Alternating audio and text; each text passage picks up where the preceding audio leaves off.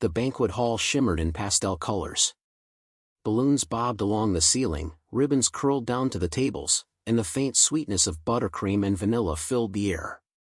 It was Melissa's baby shower, and the event was nothing short of extravagant. Crystal glasses clinked under the chandelier, while servers in black vests carried trays of hors d'oeuvres shaped like tiny rattles and booties. At the far end of the room, beneath a glowing sign that read "It's a girl," Melissa stood in her flowing silk gown, her hand resting lightly on her swollen stomach. She was radiant, not just because of pregnancy but because she knew all eyes belonged to her. The guests were a mix of family friends, Adam's colleagues, and Melissa's own circle, well-dressed women who whispered behind manicured nails and men who laughed a little too loudly at Adam's lawyer jokes. In the middle of it all, sitting at a round table slightly apart from the crowd, was Michael Grant. 62, tall but slightly stooped, he wore a plain gray suit that had seen better years. His silver hair was combed neatly, his shoes polished, though their wear was visible. His face carried lines from years of long shifts and sleepless nights. Once, those lines had been softened by pride. He had been a respected paramedic, a man people trusted when life hung by a thread. But retirement, the loss of his wife, and Melissa's disdain had turned him into an outsider at events like this. Still, he came. He had knitted, by hand, a cradle blanket for the baby, a soft cream-colored piece that had taken him 3 months of careful, patient work. He folded it carefully into a box, wrapped it in simple gold paper, and tied it with a ribbon. To him, it was a piece of love woven into fabric. To Melissa, he feared, it would only be another opportunity to remind him where he stood. Michael sat quietly, watching as Melissa laughed with her friends. Adam stood beside her, smiling politely, though his eyes carried a tension his wife didn't notice. Finally, when the gift unwrapping began, Melissa beckoned for the pile to be brought over. Designer strollers, gift cards, jewelry, and baskets stacked high with branded baby clothes drew applause. The women oohed and ahed as Melissa's manicured nails tore open tissue paper. Then came Michael's turn. A server placed his modest box on the table. Melissa paused, tilting her head as though the very sight of the plain wrapping offended her. "Oh," she said lightly, her voice carrying to the crowd, "this one looks homemade." A ripple of laughter traveled through the room. Michael's heart sank, but he forced a smile. Melissa tugged at the ribbon and pulled out the folded blanket. For a moment, there was silence. The texture, the detail, the hours of craft were obvious. But instead of appreciating it, Melissa held it up with 2 fingers, as if it were something she'd found in an attic. Her voice sharpened, louder now, designed for the audience. "What is this? Old rags? My baby deserves better than this useless trash." The words sliced through the air. A couple of women laughed outright, others glanced away, embarrassed. Adam's face tightened, but he said nothing. His silence, as always, was complicity. Michael's chest burned. He felt the room tilt, the air heavy against his lungs. He lowered his gaze, unable to meet the stares. He reached out a trembling hand to take back the blanket, but Melissa dropped it carelessly onto the table, as though it weren't worth holding. For a long moment, Michael sat frozen. Then, slowly, he picked it up again, folded it with shaking fingers, and placed it back into the box. His throat ached, but no words came out. From the corner of the room, someone watched. Dr. Olivia Kerr, Melissa's obstetrician, leaned against a pillar, her arms crossed. She was a woman in her 40s, sharp-eyed and steady. She had attended enough family events to see power plays unfold, but this cut too deep. Her gaze lingered on Michael, who pressed his lips together to keep them from trembling. She saw his pain. And she remembered something Melissa didn't. Melissa turned back to her friends, her laughter bright again, the humiliation dismissed as casual fun. But in that laughter, there was cruelty. She clinked her glass against her mother's. "To family," Melissa declared, "and to my husband, who gave me everything his father never could." Gasps rippled across the hall. Even those who had laughed earlier fell silent. Adam stiffened, his glass frozen halfway to his lips. Michael, still clutching the box, stared at the tablecloth, his vision blurring. The music started up again, filling the silence, but the damage was done. Michael rose quietly from his chair. The scraping of wood against the polished floor drew a few eyes, but he didn't look at anyone. He walked toward the exit, each step heavier than the last. In the hallway, cool air rushed against his face. He closed his eyes, drawing in a shuddering breath. He wanted to leave, to vanish, to spare himself further humiliation. But a voice stopped him. "Mr. Grant." He turned. Dr. Kerr stood in the corridor, her expression unreadable. For a moment, she hesitated, then stepped closer. "You shouldn't let that stand," she said quietly. Michael shook his head. "She's young. She doesn't know better. I don't want trouble." Dr. Kerr's eyes hardened. "This isn't about knowing better. It's about respect. She called you useless trash, but she wouldn't even be alive if not for you. Do you understand that?" Michael blinked. The words hit him strangely, as though he had misheard. "What do you mean?" he asked. Dr. Kerr glanced back toward the hall, lowered her voice, and said, "You want me to stay quiet? Or do you want them to know the truth?" Before Michael could answer, she walked away, leaving him in silence, his mind racing. Inside the hall, laughter picked up again, oblivious to the storm brewing just outside. The laughter inside the banquet hall carried faintly through the door, muffled by the thick carpet of the corridor. Michael leaned against the wall, his pulse still hammering from the sting of Melissa's words.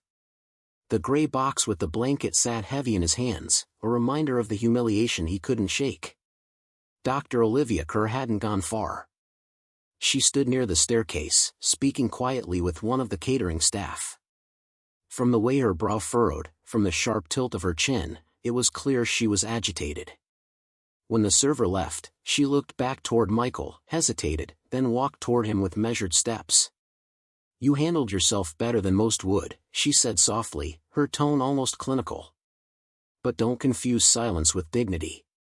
Sometimes silence just tells people they can keep stepping on you." Michael exhaled slowly. "I didn't come here to fight. I came to be part of this day." Dr. Kerr's gaze flicked to the box in his hands. "And instead, they made you part of the entertainment." Her words stung because they were true. Michael shifted his grip on the box, trying to mask the tremor in his fingers. "You said something earlier, about her not being alive without me. What did you mean?" Dr. Kerr's eyes darkened. She leaned in, lowering her voice. 3 months ago. The night she was rushed into emergency. Placental abruption. Severe blood loss. Minutes from death. You remember, don't you?" Michael's chest tightened. He remembered the phone call at 1 a.m., Adam's voice frantic. He remembered racing to the hospital, waiting outside operating doors, praying. But the details, what he had been told at the time, were blurred by fear. "I remember she made it," he said cautiously. "That's all I know." "She made it," Dr. Kerr confirmed, her voice sharp, "because of you. You were the one who insisted she be transferred to the trauma unit. You signed the consent when Adam was unreachable. You covered the costs that insurance wouldn't touch. Without you, Melissa and the baby would have been gone before dawn." Michael felt the ground shift under him. He had known he helped, but not like that. Why hasn't she said anything? Why keep that a secret? Dr. Kerr's lips pressed into a thin line. Because gratitude doesn't fit the story she wants. And because her mother, Diana, made sure you wouldn't be credited. At that name, Michael's stomach sank further. Diana Blake. Melissa's mother. A woman who walked with the poise of a socialite and the venom of someone who had built her life on appearances. From the first day she met Michael, she had made it clear, he was beneath them. The door opened. The muffled music spilled louder into the hall as Diana herself stepped out, her perfume wafting before her. She wore a pale lavender dress, diamonds glittering at her throat. Her sharp eyes scanned the corridor until they locked onto Michael. "Ah," she said smoothly, as though she had stumbled upon an amusing sight, the poor man licking his wounds. Michael's jaw clenched. He stayed still, refusing to rise to her bait.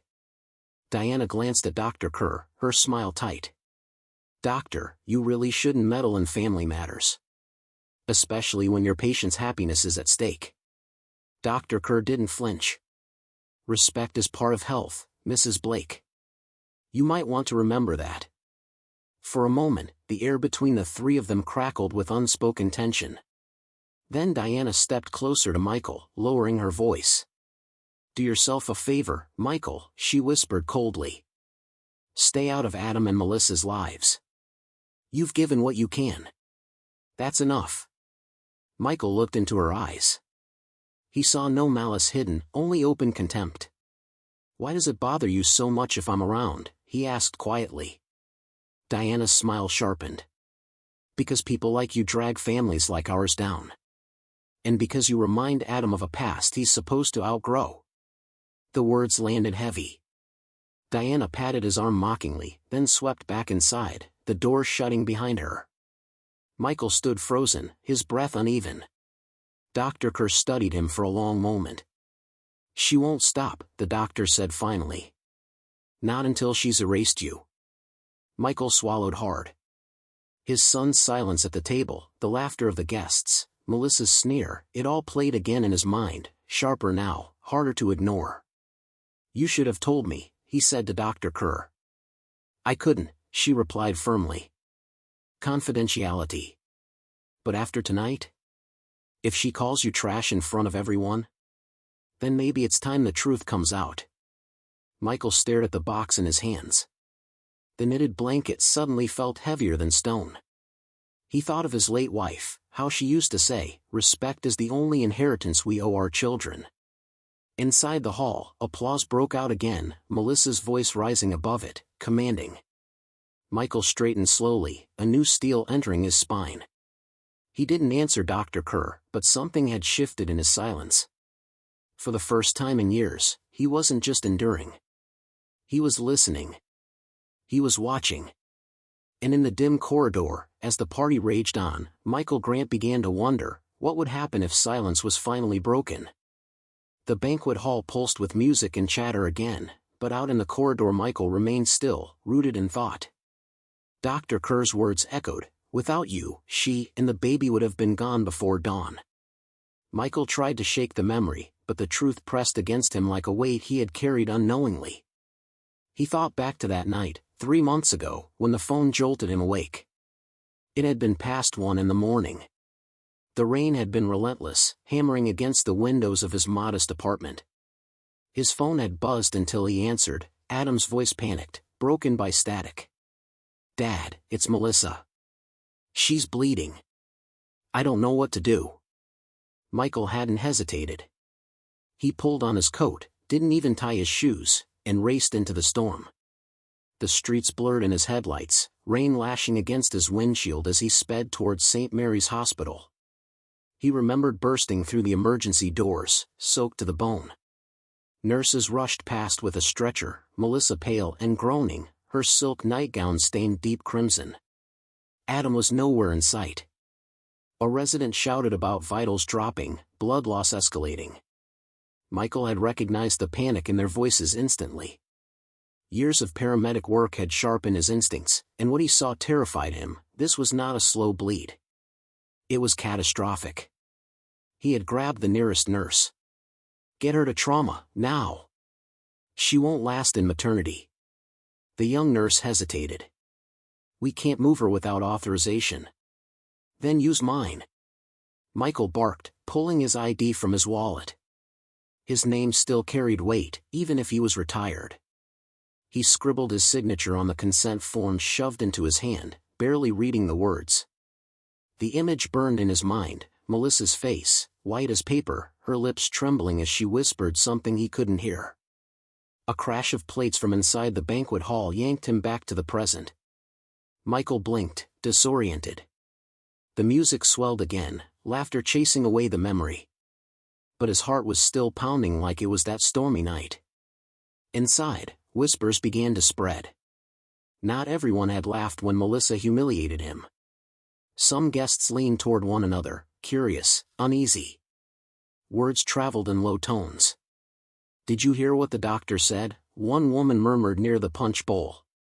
Another shook her head. "Something about him saving her life?" The whispers grew. Small pockets of curiosity bloomed in the room like brushfires. Melissa, sharp as ever, noticed. She leaned toward her mother, her smile flickering. "Why are they looking at me like that?" she hissed. Diana's diamond necklace glittered as she tilted her chin. "Ignore it. You're the one in control. Don't let him change the narrative." Melissa glanced toward the hallway, her jaw tightening. Adam noticed, his glass untouched. He tried to speak, but Melissa silenced him with a glare that told him what she always did: stay quiet. Stay on my side. Meanwhile, Michael stepped into the shadows near the coat rack, clutching the box with the blanket. He watched his son from a distance, a man he barely recognized anymore. Adam's broad shoulders hunched like a boy scolded, not a husband about to become a father. And then, another flash of that night forced itself into Michael's mind. The chaos of the trauma room. Dr. Kerr's voice barking orders. The beeping of machines. Melissa's weak hand clutching the sheet as though it were her lifeline. A nurse had rushed in, breathless.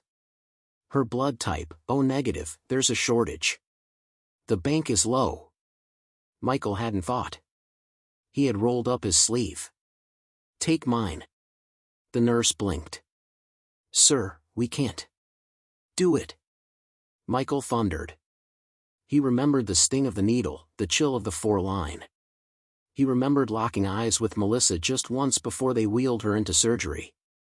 For that split second, there had been no contempt, no sneer, just fear. Fear, and something like trust. And then the doors had slammed shut. Back in the banquet hall, Melissa raised her glass again, forcing brightness into her voice. To family, she said, repeating the words she had already thrown like a blade earlier. And to new beginnings. Not the old ones we're supposed to leave behind. It was a barb. Directed, deliberate. Guests chuckled weakly, but some exchanged glances, unsettled. Near the wall, Dr. Kerr folded her arms. She wasn't laughing. Her gaze swept the crowd, then landed on Michael, half hidden in the corridor. Their eyes met. She gave the smallest nod, subtle, but loaded. The truth will come out. Michael's chest tightened. He wanted to leave, to escape the humiliation, but something in that nod rooted him. He had walked away too many times before, for peace, for Adam, for dignity. And every time, Diana and Melissa had grown bolder. Tonight, it seemed, the silence would no longer protect anyone. In the corner, 2 servers whispered while clearing plates. "Did you know he paid her hospital bills?" one asked. The other blinked. "Really?" "Yeah. I overheard the nurses that night. It was thousands. They said he covered what her insurance refused. Kept it quiet, too." The words spread again, subtle but relentless. By the time the cake knife was placed into Melissa's hand, at least half the room was murmuring. She could feel it. She could see the shift in eyes, the raised brows, the guarded stares.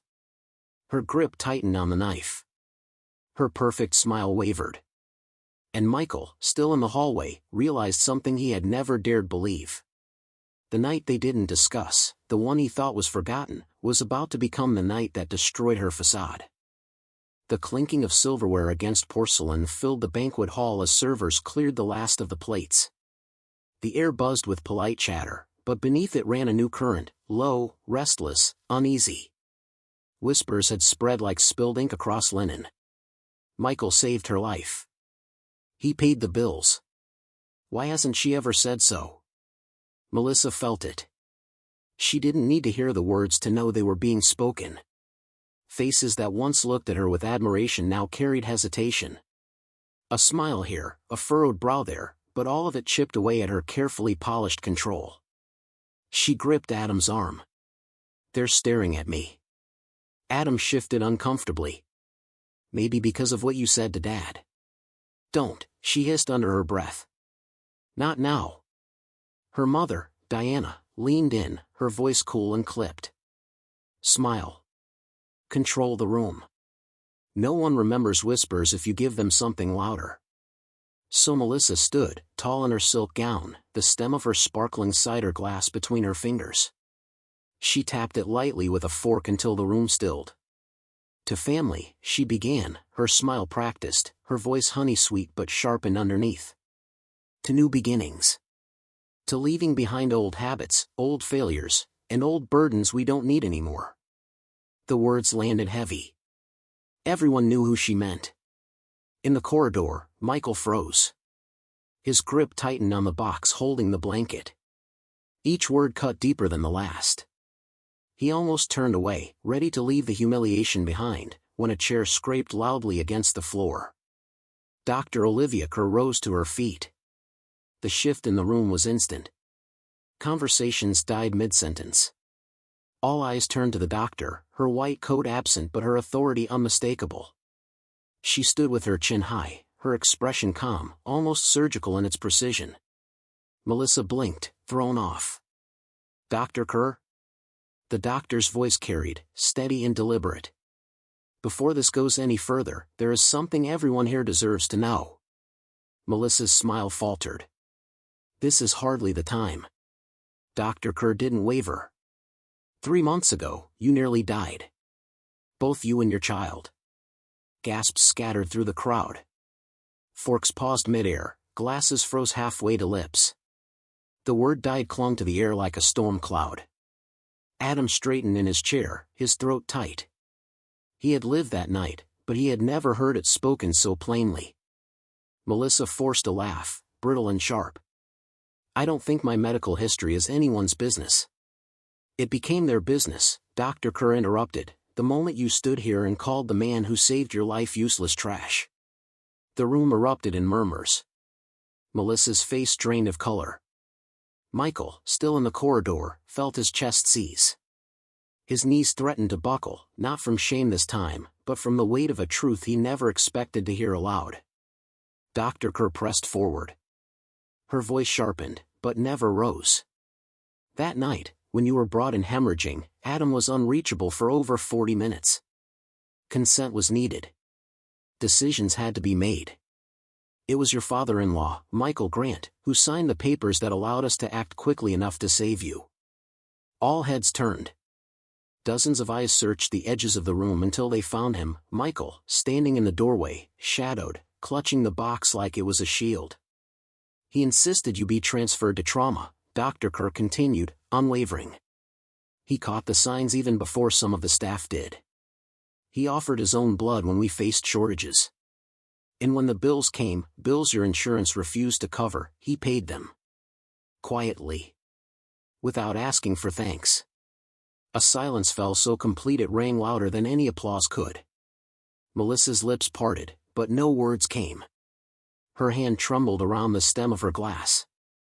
That, Dr. Kerr finished, her gaze cutting through the room, is the man you mocked. The man you called trash. Without him, you and your child would not be here today. The room imploded. Murmurs surged, gasps tumbled into sharp whispers. People turned in their chairs, staring at Melissa as though seeing her for the first time. Diana rose swiftly, her voice laced with venom. This is outrageous. Confidential medical details paraded in public? You should be sued for malpractice, doctor. But no one moved to support her. Even Diana's friends kept their eyes down, unwilling to be caught on her side. Adam sat frozen, torn between shame and anger. His father's eyes met his for the first time that night, and Adam looked away. Melissa's voice finally broke, thin and cracking. I didn't know. Dr. Kerr's gaze sliced back to her. You didn't ask. All eyes returned to Michael. For the first time in years, he didn't look away. His back straightened, his jaw set. He stepped into the hall, the box still in his hands, and walked forward. Every footstep echoed against the polished floor until he stopped near the center of the room. He placed the box gently on the gift table, where it should have been all along. His voice was quiet, but it carried. I didn't want recognition. I didn't want gratitude. All I ever wanted was respect. The silence afterward was deafening. Melissa sank slowly back into her chair, her glass trembling against the table. Diana's smile had hardened into a mask of fury. And Adam. Adam couldn't even lift his head. For the first time that night, Michael wasn't the one who looked small. The air in the banquet hall was thick enough to choke on. The chandeliers still sparkled, the music still hummed faintly in the background, but the party had died in every sense that mattered. All that remained was silence, heavy, oppressive, and suffused with shock. Melissa sat rigid in her chair, her hands pressed flat against the tablecloth as though the linen itself might keep her from sliding beneath the floor. Her glass, half full, trembled beside her untouched plate. Diana Blake, poised as always in her lavender dress and glittering necklace, was the first to break the silence. Her voice, sharp and ringing, lashed through the air. "This is slander," she declared, rising to her feet. "Medical records are confidential. None of you should believe a single word." But the words felt weak even as they left her lips. Guests exchanged glances. Some raised brows, others frowned, but none spoke in Diana's defense. Dr. Kerr stood firm, her arms folded. Slander would be falsehood. What I said was truth, truth you would rather stay buried. Diana's smile tightened like a stretched wire. "And what would you gain by humiliating my daughter?" Dr. Kerr didn't blink. "Nothing. But perhaps she'll gain something she's never shown before, humility." A murmur of agreement rippled through the guests. Melissa's composure cracked further. Her voice, once commanding, now came in a whisper barely audible. I didn't know." Her eyes flicked desperately to Adam, as if begging for him to rise, to shield her, to redirect the storm. Adam didn't move.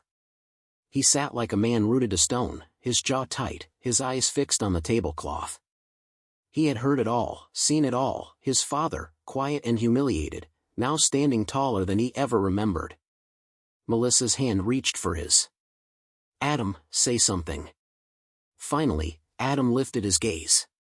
His eyes weren't soft, weren't apologetic. They were heavy with something darker, shame.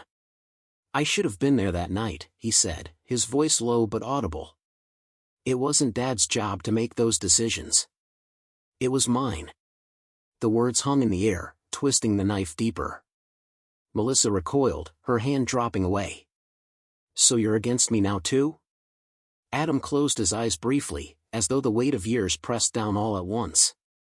"I'm not against you. I'm just tired of pretending." Diana slammed her glass down. "Stop this. Both of you.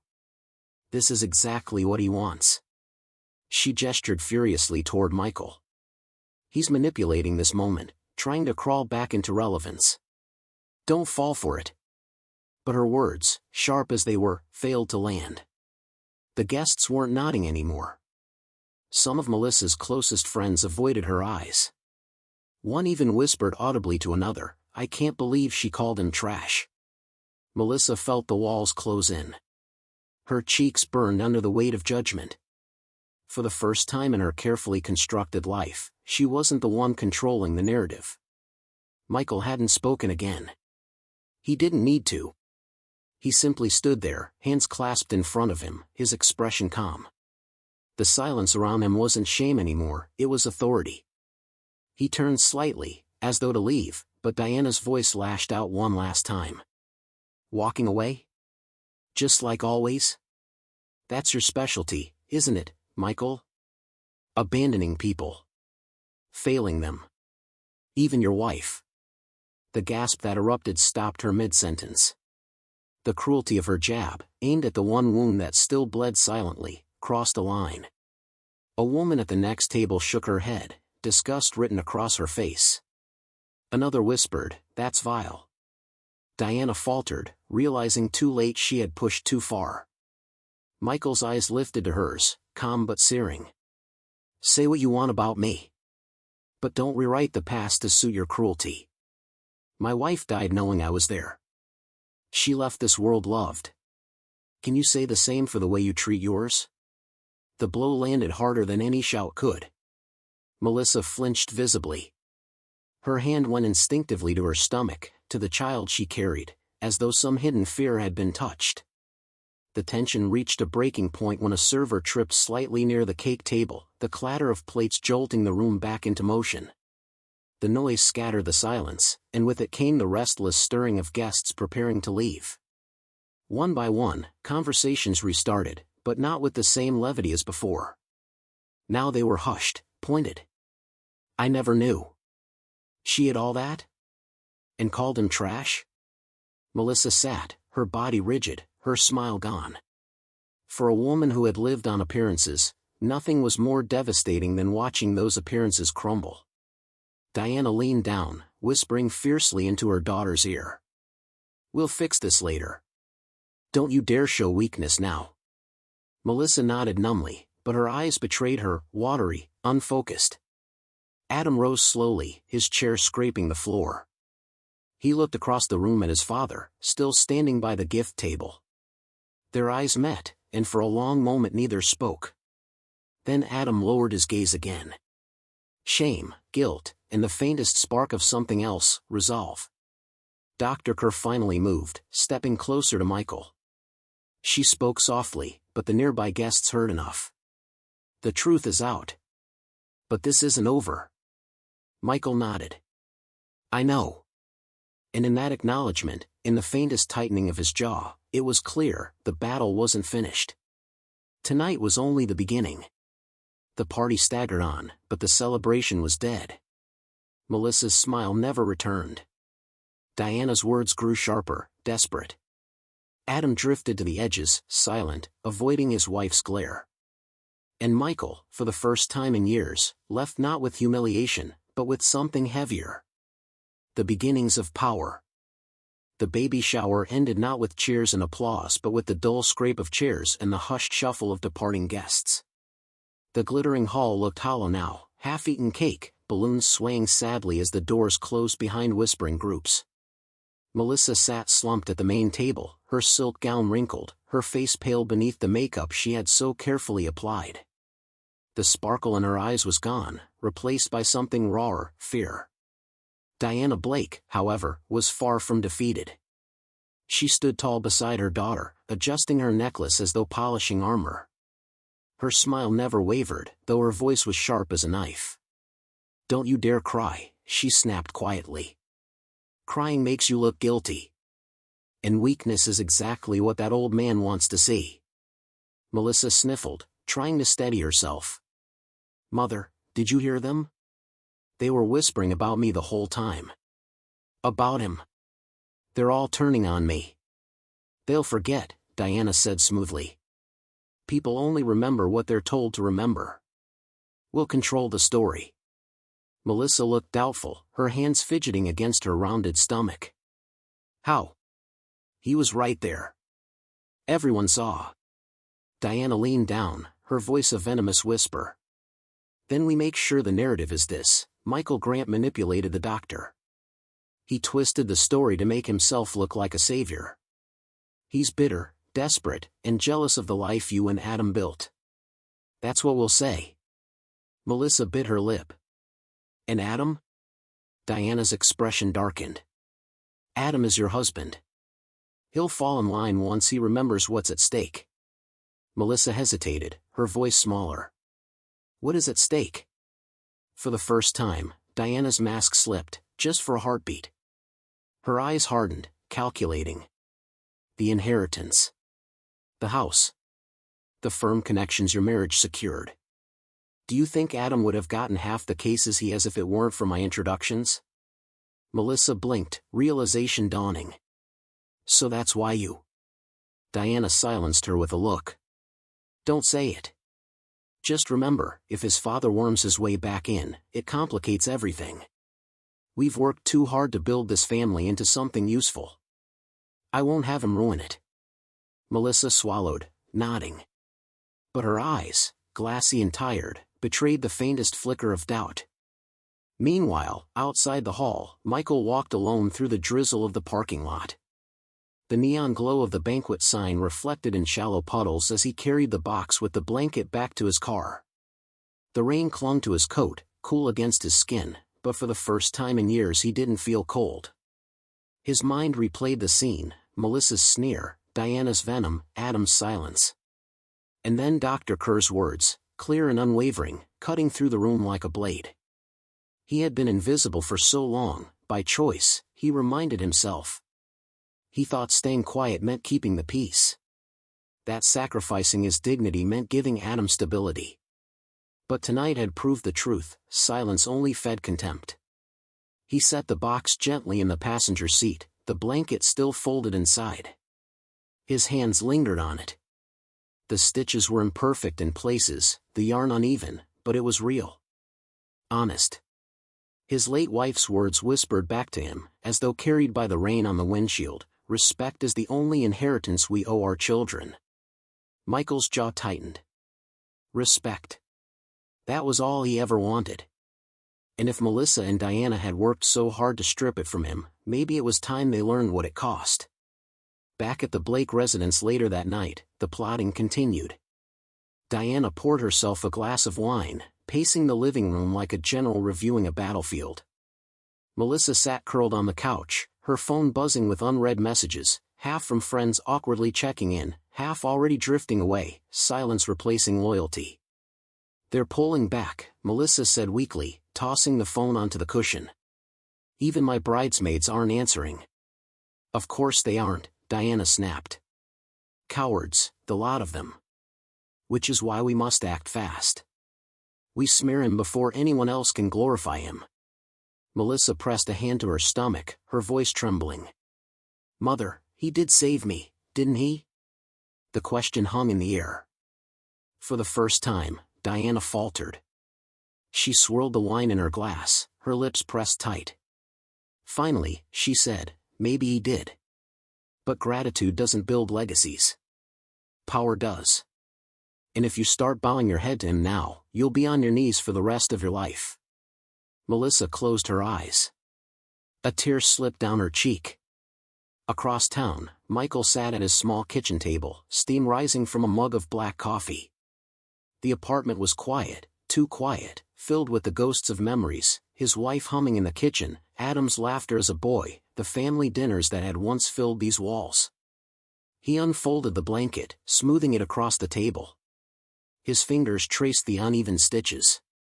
He thought of the moment Melissa had held it up to the crowd, dangling it like garbage, calling it useless.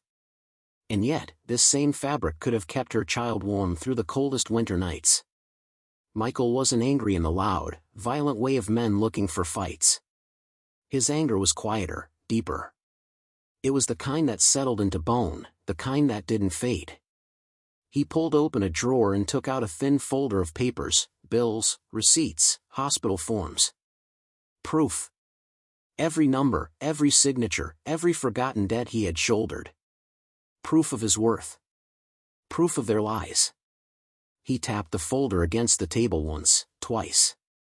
They thought his silence meant weakness. They thought his dignity could be stripped away and buried under laughter. They were wrong. Michael leaned back, his eyes hard. For years he had endured. Tonight, he had been humiliated for the last time.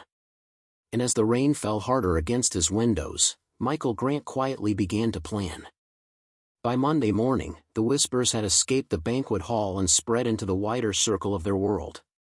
The baby shower that was meant to crown Melissa as the radiant center of attention had turned into something else entirely, a scandal whispered over coffee, dissected in office corridors, and texted between curious acquaintances. Melissa sat at the breakfast table in her mother's pristine kitchen, phone in hand, scrolling through posts she wished she could erase.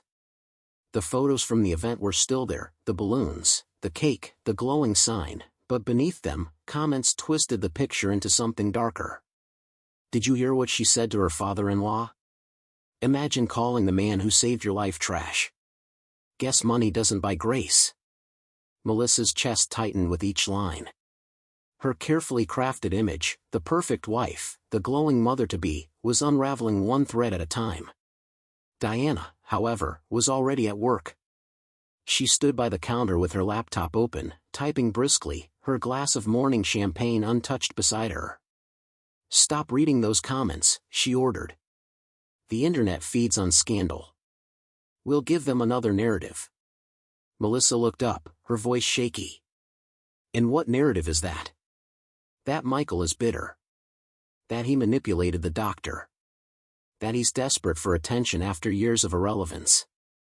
We leak it through the right people, and suddenly he isn't a hero, he's a sad old man clinging to scraps of dignity." Melissa hesitated. "But what if someone asks about the hospital bills? The surgery?" Diana's eyes narrowed. "Then you deny it. You say he exaggerated. You say the hospital handled everything.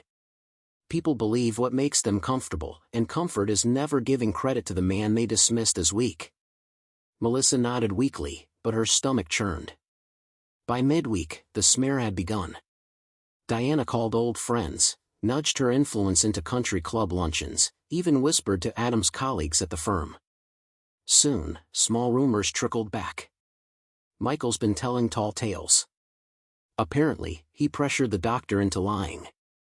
Sad, really, when parents can't let go. Melissa clung to those words like lifelines, telling herself the tide was turning again. Yet each time she caught her reflection in the mirror, her eyes betrayed her, red-rimmed, unsure. Michael, meanwhile, moved differently. He didn't call friends. He didn't beg for sympathy. Instead, he quietly gathered. On his kitchen table, the folder of papers grew thicker each night. Receipts for blood tests, invoices with his credit card signatures, the ER consent forms bearing his name in urgent scrawl. Each page was proof, undeniable and cold. But Michael knew paper alone didn't speak. People did. So he began to walk. To the pharmacy clerk who had seen him pick up Melissa's prescriptions when Adam was too busy. To the night shift nurse who remembered his voice barking orders when Melissa was rushed in. To the orderly who still recalled the sight of Michael's sleeve rolled up, donating blood without hesitation. Quietly, respectfully, Michael thanked them for their help that night, and asked nothing more. But word travels when gratitude does what gossip cannot. By Friday, the whispers had shifted again. "Funny how the hospital staff back him up. My cousin works in admin," she said as payment kept the surgery moving. So why would her mother try to smear him? The pendulum had begun to swing, and Diana felt it. That evening, at the Blake estate, Diana paced furiously across the living room. Melissa sat curled on the couch, a blanket around her shoulders despite the summer heat. Adam sat in an armchair nearby, silent, his face pale with exhaustion. "This is sabotage," Diana hissed. "He's turning the staff against us. He's orchestrating this whole thing." Melissa rubbed her temples. "Maybe he isn't orchestrating anything. Maybe people just remember." Diana turned on her daughter, her eyes blazing. "You think memory is enough to win battles? No. Perception is power. And perception is ours to control." Adam finally spoke, his voice low but firm. "Maybe the problem isn't perception. Maybe the problem is the truth." Both women turned to him. Diana's lips curled. "Don't start." But Adam didn't stop. He looked at his wife, his voice heavy with something she hadn't heard from him before. "Melissa, if he has proof, if people start seeing it, what happens then? What happens when it's not just whispers but facts?" Melissa's throat tightened. "I don't know." Diana scoffed. "Then we bury the facts. We find the cracks in his record and exploit them. He wasn't perfect. He made mistakes. We'll remind everyone of those until they forget the rest." Adam shook his head slowly. "You don't get it. He's not playing the same game. He doesn't need to lie. All he has to do is exist, and the truth follows." The silence that followed was suffocating. Melissa looked between her husband and her mother, her hands trembling on her lap. For the first time, she wondered which of them was right. Across town, Michael sat by his window as dusk settled, the city lights flickering to life. The folder sat closed on the table beside him. he hadn't touched it tonight. He didn't need to. Instead, he thought of Adam, his son, trapped between loyalty and shame. He thought of Melissa, her cruelty born of fear more than malice. And he thought of Diana, sharp and venomous, the spider in the web. Michael's plan wasn't about revenge for its own sake. It was about truth. And truth, he knew, had a way of burning through lies when the time was right. He took a sip of his coffee, steady and calm. Outside, thunder rumbled faintly in the distance, the promise of a storm. And Michael Grant, once silent, once humiliated, knew exactly what storm he was about to unleash. By Saturday afternoon, the Blake estate should have been glowing with peace, Melissa resting, Adam working, Diana orchestrating the household like a general. Instead, tension clung to the air like humidity before a storm. Melissa hadn't slept well. Her phone buzzed constantly, and every notification felt like a fresh sting. Headlines from local society blogs had begun to appear. Baby shower drama, was mother-to-be ungrateful to her father-in-law? Insider claims family rift after emergency medical scare. Every line twisted her stomach tighter. She hated attention she couldn't control. Diana paced the marble floor, her heels sharp against the tiles. "We're losing the narrative," she muttered. "If we don't act soon, you'll look like the villain in your own story." Melissa pressed her hands to her stomach, trying to steady her breathing. "Then what do we do?" "We go on the offensive," Diana snapped. "We invite him to brunch tomorrow. Public, visible. You offer an apology, but on our terms. You make it performative, polite enough to quiet gossip, dismissive enough to keep him small. He won't fight back. He never does." Melissa's voice wavered. "And if he does?" Diana smiled coldly. "Then we remind everyone he's just a bitter old man trying to stay relevant." The next day, Michael arrived at the restaurant by invitation, suspicion curling in his chest. The brunch spot Diana had chosen was one of the most public in town, glass walls, white linen, the kind of place where appearances mattered more than taste. He carried nothing with him but his coat. The folder of proof remained on his kitchen table, waiting. Inside, he spotted them, Melissa in a pale blue maternity dress, Diana beside her in pearls, Adam across the table looking as though he'd rather be anywhere else. Cameras flashed discreetly from nearby patrons. Diana had ensured this scene would be witnessed. "Michael," Diana said smoothly as he approached, her smile sharp. "Thank you for coming." Michael gave a small nod and sat opposite, folding his hands on the table. He didn't speak. Melissa cleared her throat, glancing at her mother for reassurance before turning to him. Her voice was soft, brittle. "I wanted to apologize for what I said at the shower. I was overwhelmed, and I didn't mean it. It should have sounded sincere. It didn't." Her eyes darted nervously, her words rehearsed. Michael studied her for a long moment, then asked quietly, "Do you even remember what you said?" Melissa froze. The silence stretched until Adam shifted uncomfortably. Finally, she whispered, "I called you useless." Michael's gaze didn't waver. "And trash." Her cheeks flushed. The nearby tables, trying to appear uninterested, leaned in just slightly. Diana intervened smoothly. "Let's not dwell on unfortunate phrasing. What matters is we're here, as a family, moving past it." But Michael wasn't here to move past anything. Not anymore. He leaned back slightly, his voice calm but cutting. "Do you know what I remember, Melissa? Not the insult. Not the laughter. What I remember is signing the form that saved your life when your husband wasn't there. What I remember is offering my blood so your child could live. What I remember is paying bills I couldn't afford so you could sit here today, pretending none of it happened." Melissa's fork slipped from her hand, clattering against the porcelain plate. A murmur rippled through the restaurant. Diana's smile faltered, just for a second. "That's quite the story," she said coolly. "But without proof, stories are just words." Michael's eyes hardened. "Proof?" He reached into his coat pocket and placed a folded sheet of paper on the table. It wasn't the whole folder. Just one page. Enough.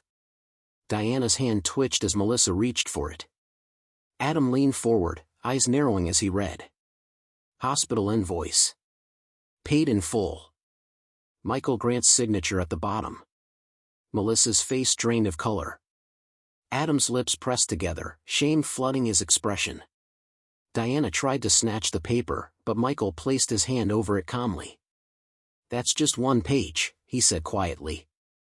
There are more. Many more. The room around them had gone still. Strangers who didn't know their names leaned in anyway, sensing the drama unfolding like a play too sharp to ignore. Melissa's voice cracked. Why would you keep those? Michael looked at her evenly. Because I knew one day, you or your mother would try to rewrite the truth. And the truth deserves a record.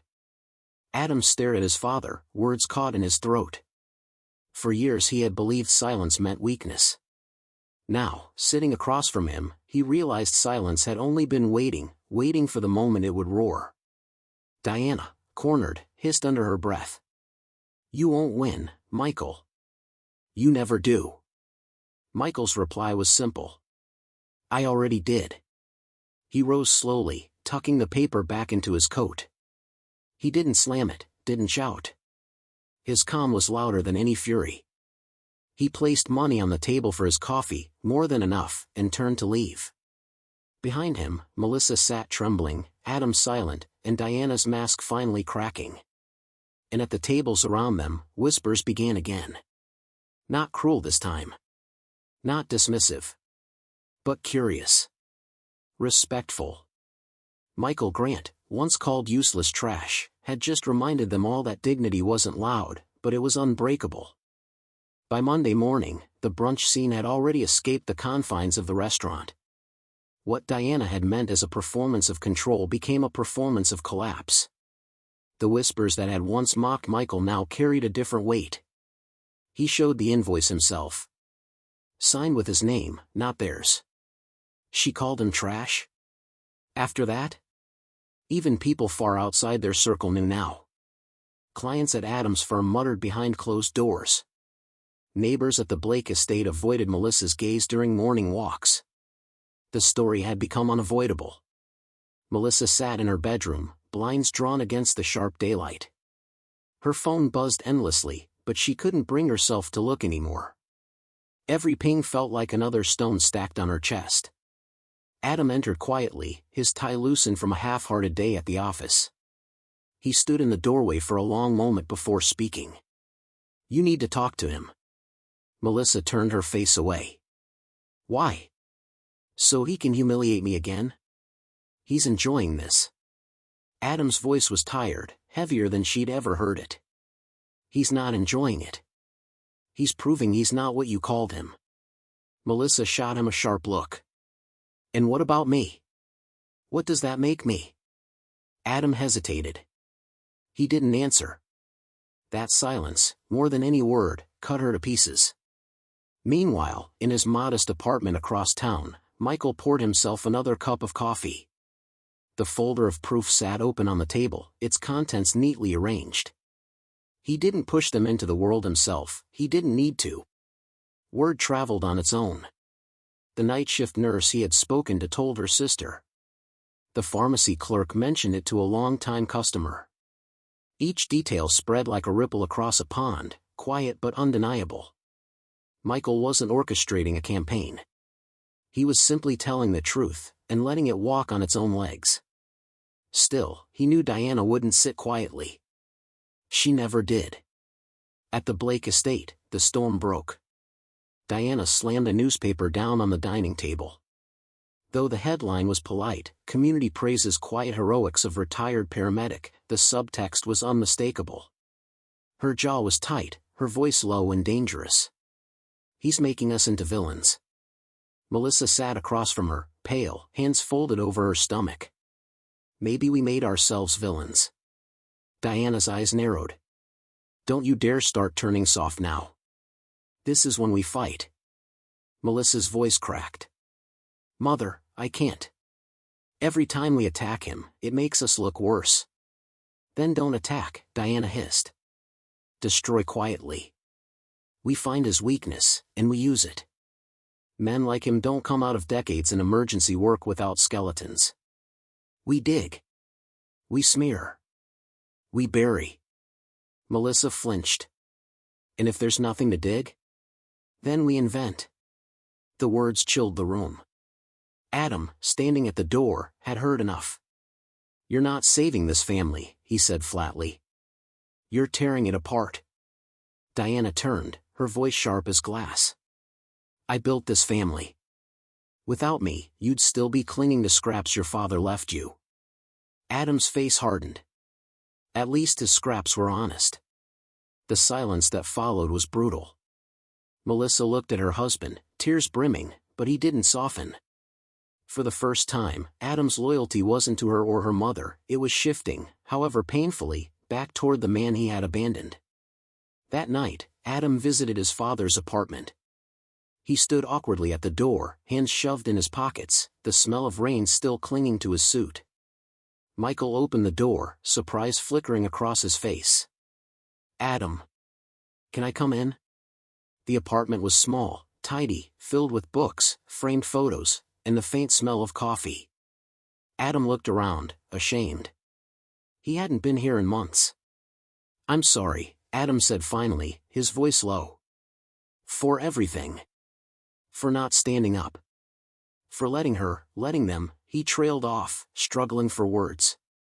Michael studied his son quietly, then gestured for him to sit. It's not words I need, Adam. It's choices. What you do next will matter more than what you say now. Adam nodded, swallowing hard. Across town, Diana made her first move. She met an old acquaintance at a dimly lit bar, a journalist she had once helped land an exclusive. She leaned close, her voice honeyed with false sweetness. You want a story? I have one. Michael Grant, reckless, unstable, forced into retirement. Ask anyone. He's not a hero. He's a liability. The journalist scribbled notes, his skepticism hidden behind polite nods. Diana smiled, confident. She still believed perception could be shaped, truth bent to her will. But outside, as she slid into her car, her mask slipped. For the first time in years, Diana felt something gnawing at her that she couldn't name. Fear. Back at his apartment, Michael tucked the folder back into the drawer, but one page remained on the table, the proxy form Melissa had signed in her hospital bed.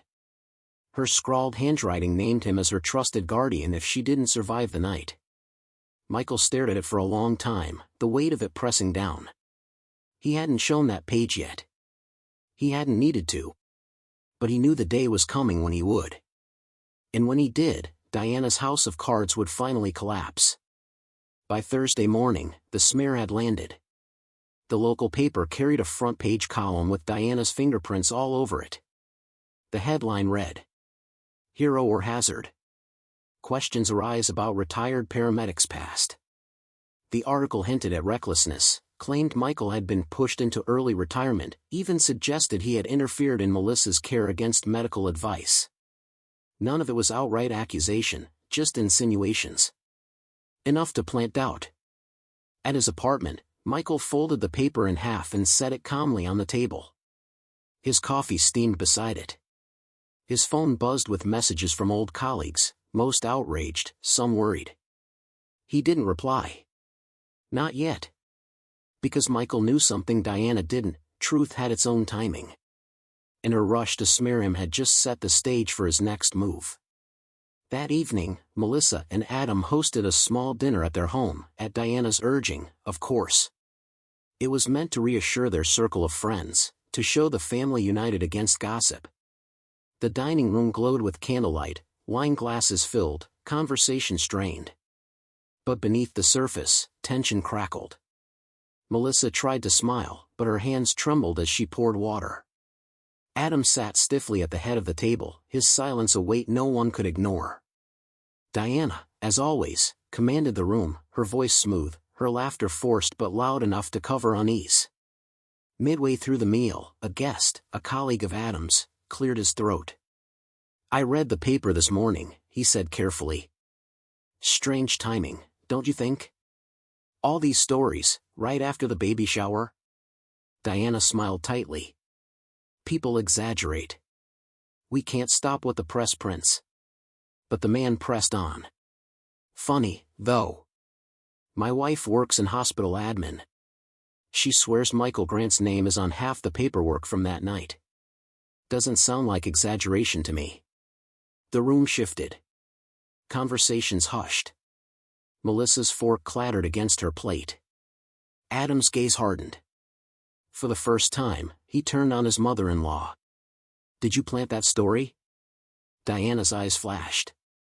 Of course not. But the silence that followed told everyone otherwise. At that moment, the doorbell rang. The sound startled Melissa so much she nearly dropped her glass. Adam stood, excused himself, and went to answer.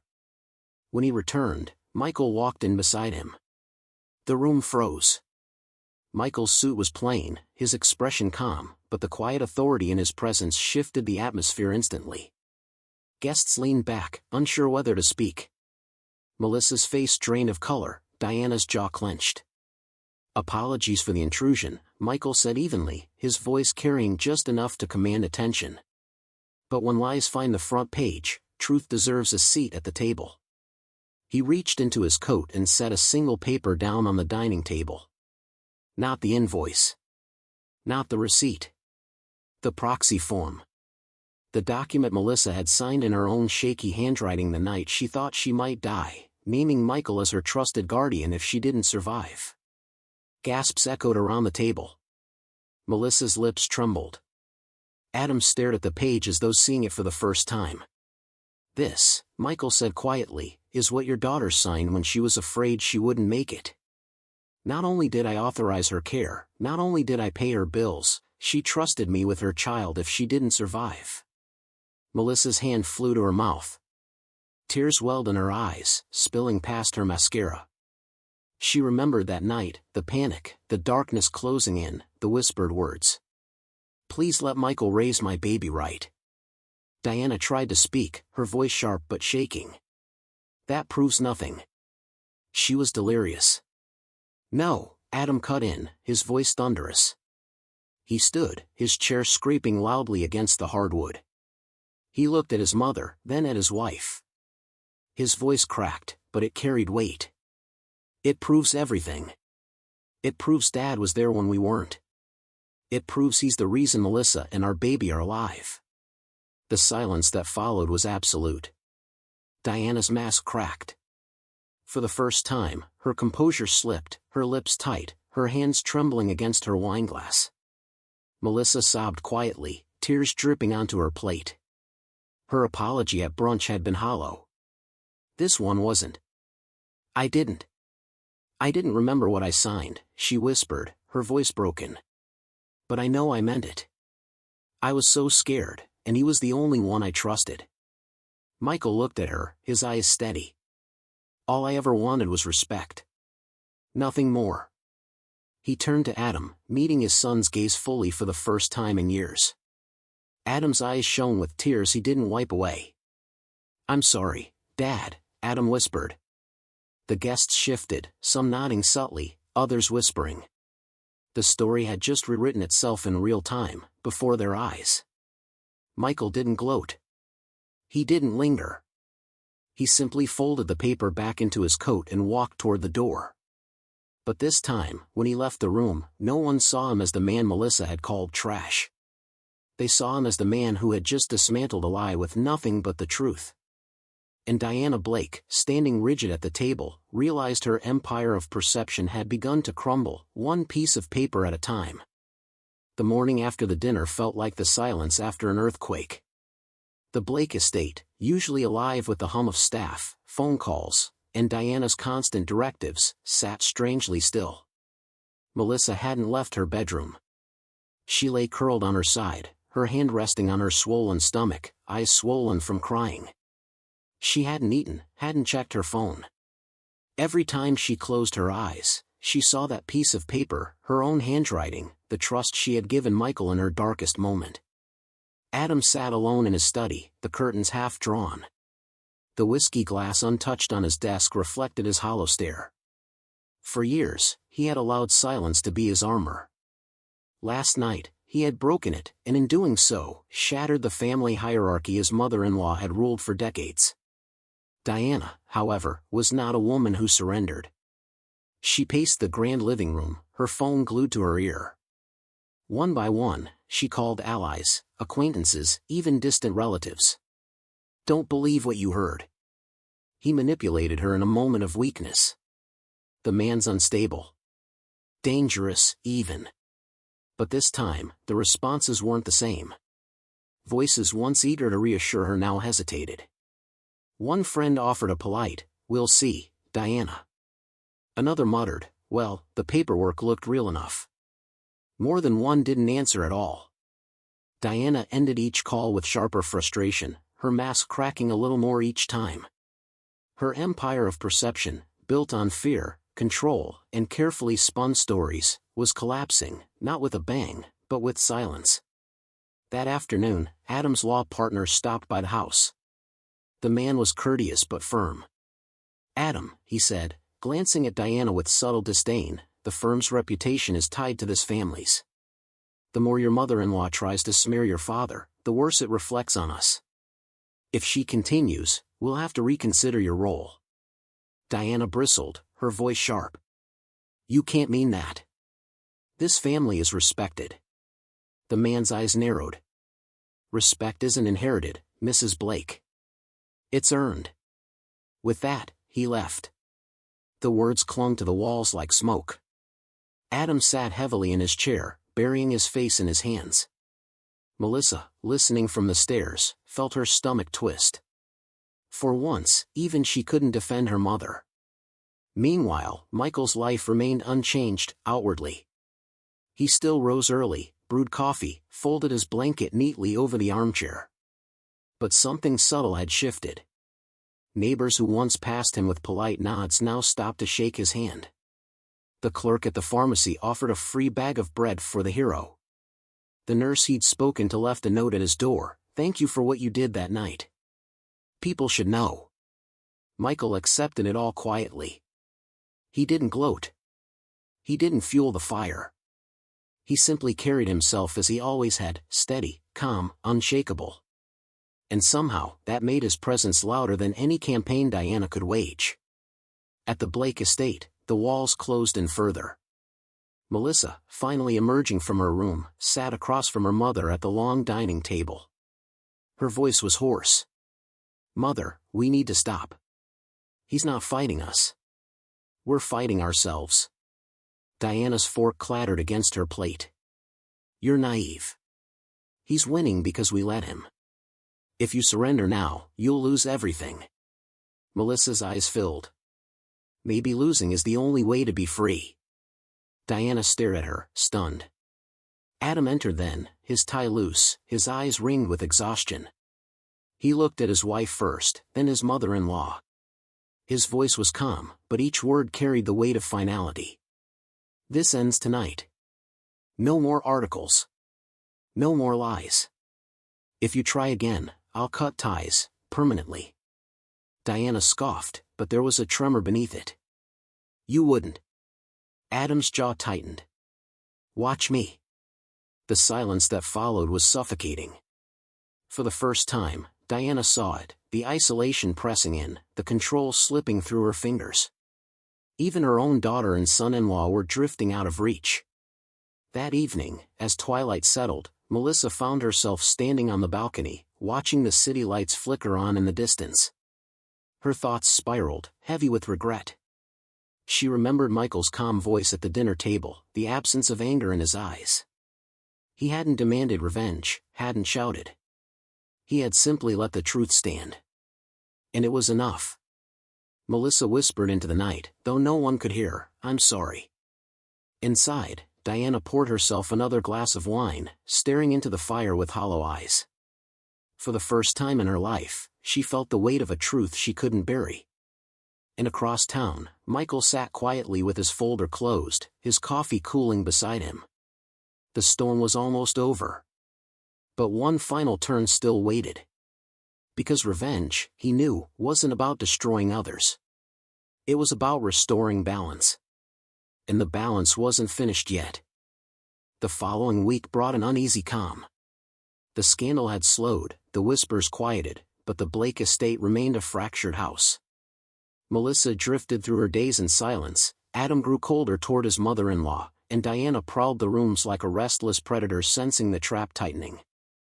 Michael, on the other hand, remained steady. His days were simple: coffee, quiet walks, evenings reading by lamplight. Outwardly, nothing had changed. But beneath that calm, he carried a plan he had been shaping long before the baby shower humiliation. It began the night Melissa nearly died.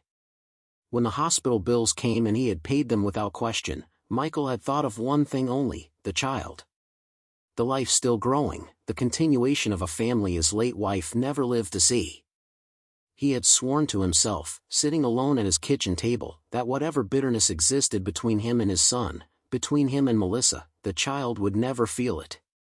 And so, while Melissa and Diana schemed, while Adam looked away, Michael had quietly created something lasting: a trust in the baby's name. Every cent he had saved, every pension payout, every careful investment was placed there. Enough to guarantee the child's future was safe, untouchable. And within its clauses, one line carried his final stroke of revenge: neither Melissa Blake nor Diana Blake would ever have control over a single dollar. The confrontation came not in anger but in necessity. Michael invited Adam and Melissa to his apartment one Sunday afternoon. The space was modest, but he had laid out tea and sandwiches, the knitted blanket folded neatly on the armchair. When they arrived, Melissa's eyes flicked nervously around, guilt heavy in her gaze. Adam's face was drawn, exhausted from nights of silent arguments. Michael gestured for them to sit. He poured tea slowly, deliberately, letting the silence stretch before speaking. "I know this has been hard," he said quietly. "I didn't want a war. But you left me no choice." Melissa's voice cracked. "I was wrong. I know that now. I humiliated you, and you still saved me. I don't know how to undo that." Michael looked at her evenly. "You can't undo it. But you can stop pretending it didn't happen." Adam cleared his throat. "Dad, you didn't invite us here just for apologies, did you?" Michael shook his head. He reached for the folder on the table, thicker now, neatly organized. From it, he pulled out a set of documents bound together. "This," he said, sliding it across, "is the trust." Adam frowned, flipping through. His eyes widened as he read. Melissa leaned over, scanning the lines, her lips parting in shock. "It's in the baby's name," Adam whispered. Michael nodded. "Everything I own. Every dollar I have left. It belongs to her now." Melissa blinked, tears welling. But why? After everything?" Michael's voice was calm, but each word carried weight. "Because the child is innocent. Because she deserves a future not poisoned by pride, or lies, or control." Adam's throat tightened. "And the trustees? Dr. Kerr, and the independent board?" "Correct," Michael said. "You'll be her parents. But you won't control this money. It's protected. You can't touch it. And neither can your mother-in-law." Melissa gasped softly. Diana's absence in the room suddenly felt heavy, as though the shadow of her fury lingered anyway. Michael leaned back, his eyes steady. "This isn't revenge. It's protection. The same protection I gave Melissa that night in the hospital. But this time, it lasts longer." Melissa buried her face in her hands. Adam looked at his father, eyes burning, guilt and awe colliding in his expression. "You thought of everything," he whispered. Michael shook his head. "Not everything. Just enough to make sure she grows up knowing respect, even if she never sees it in this house." Word of the trust spread, as all things did. Not through scandal, but through admiration. Colleagues at Adam's firm, neighbors, even old acquaintances spoke of it: the quiet man who had endured humiliation, who had been mocked, who had answered not with fury but with foresight. Diana raged when she learned. She stormed into Melissa's room, waving the papers Adam had shown her. "He's locked us out. Every cent. How could you let this happen?"